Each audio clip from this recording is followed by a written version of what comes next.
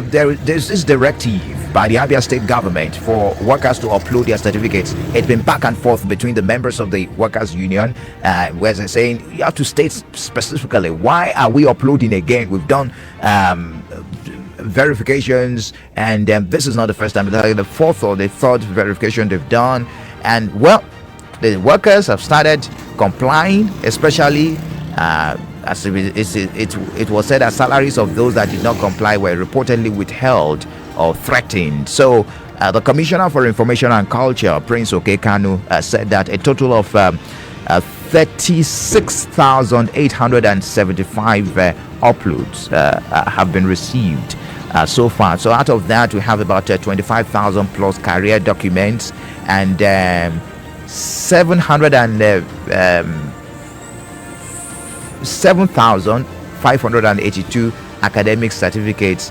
have been sent out to their various institutions for them to be verified. So if your certificate is not from Oluwole, you have nothing to worry about. But if your certificate is from Oluwole in Lagos, you have something to worry about. But would anybody actually upload their certificate knowing full well it's not from a particular university? I'm just saying, because I don't know how that works. You may want to test your what? Is it like maybe there will be an oversight, or probably, you know what, I think this part was not mentioned when they were asked to upload their certificates. Do you understand what I'm saying? The part that it was going to be sent to their various institutions of learning, I'm sure maybe the workers had no idea that this was going to happen.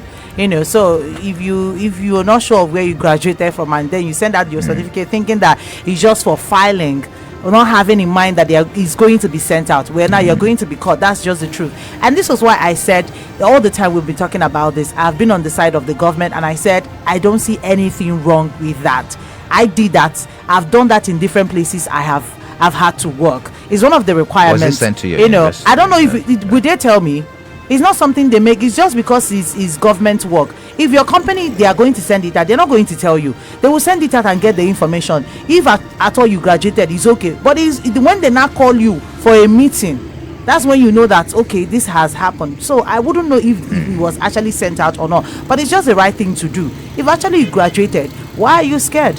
Because if it's one of the criteria for you to actually get employment, and you didn't meet that criteria, we have lots of people who are graduates who are looking for a job. So it will be unfair for people who actually spent years in the university, spent money schooling, not to get a job, and you that did not go through that to just get a certificate from anywhere, and then you have a job, you are working. It will be unfair on those people. You've been through the 4 walls of a university, you know what it takes, lectures and everything you went through, paid school fees and all that, and then someone who didn't do all that is gainfully employed simply because they forged a certificate. So way to go, Abia state government. I'm really not against this. It's the right step in the right direction, so they should do it. Let's find out people who actually are working with certified certificates and those who are not. Let's move how do they say it in the Bible, the sheep from the wolf, I think, something like that.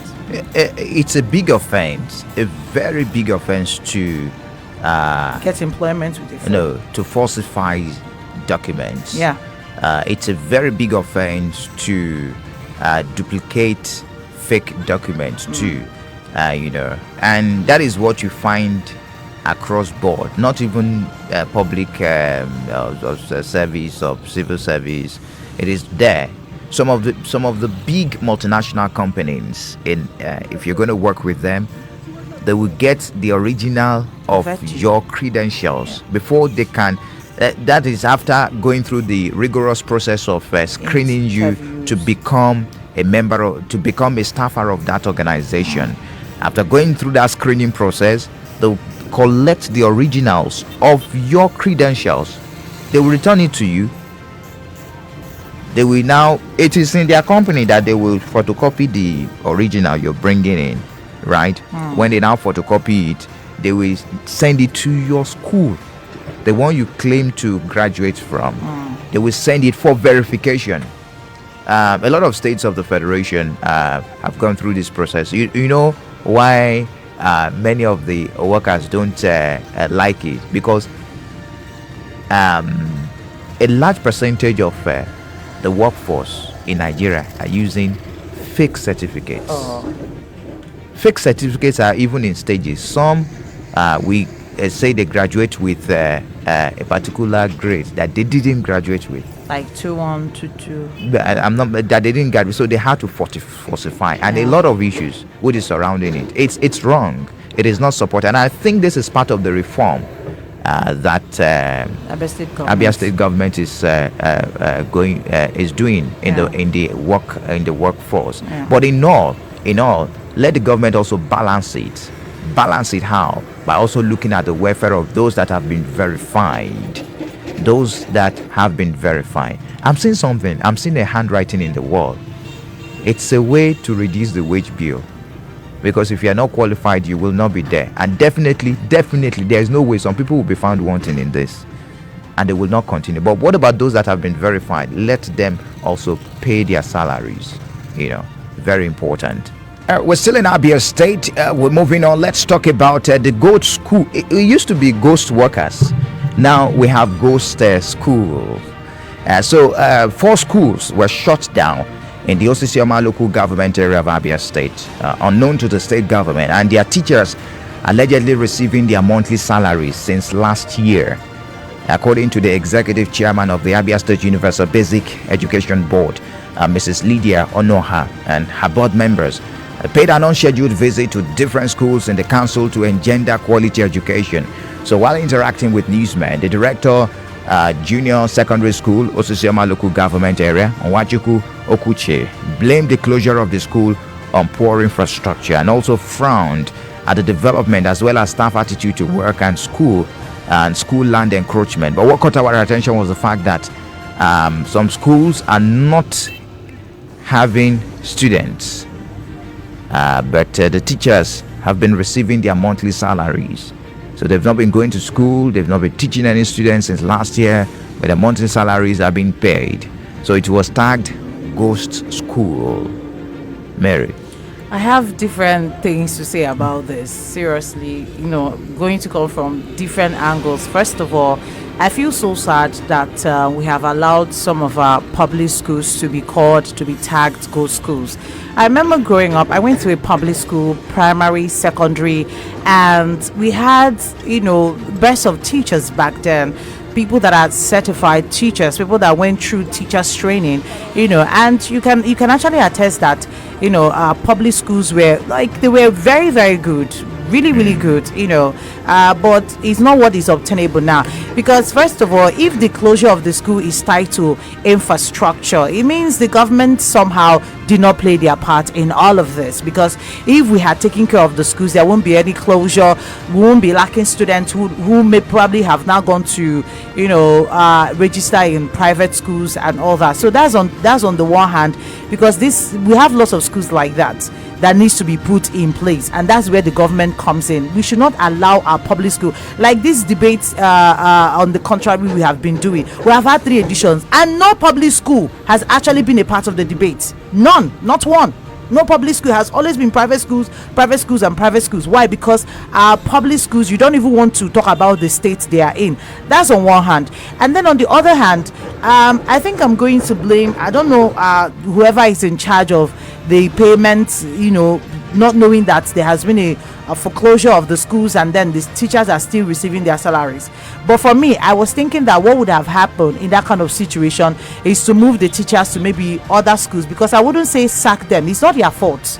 You won't totally blame them that they are still receiving their salary. Are you going to wake up and sack teachers because they don't have students again coming? It's because of the poor infrastructure of the school. If the school was in order, teachers would teach, students would be there. So I'm not going to hold it against the teachers that, why are we still paying you when it's not their fault. The government put the school in order. We have schools running. Teachers will receive their salary. I don't like the issue of making the teachers to become jobless because students are not coming. You won't totally blame it on the teachers. If things were put in place, students would come. So that's on another aspect. But the question is, how come we have a closure of school and the authorities are not? Because if the authorities are aware, why do we still have the payment of salaries? Maybe those teachers would have been moved into, I don't know, another part of the government work, so that they can. I don't subscribe to not working and receiving salary. That's my own. My own is work and then receive salary, but not working, staying at home and do whatever you like, and at the end of the month you receive salary. That's what I'm against. I'm not saying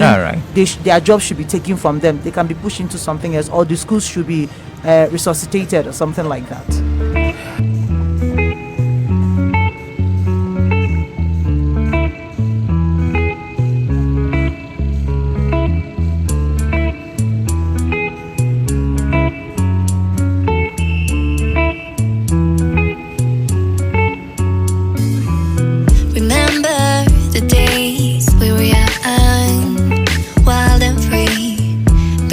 Getting sprung. We used to dance the night away, hang out the whole next day, laughing, having fun.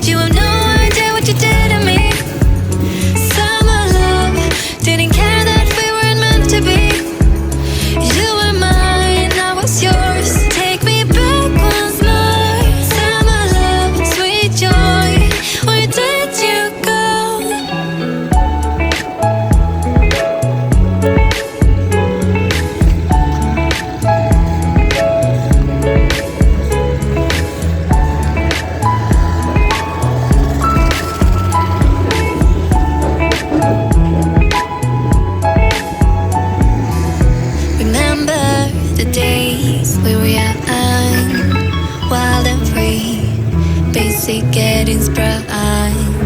We used to dance the night away, hang out the whole next day.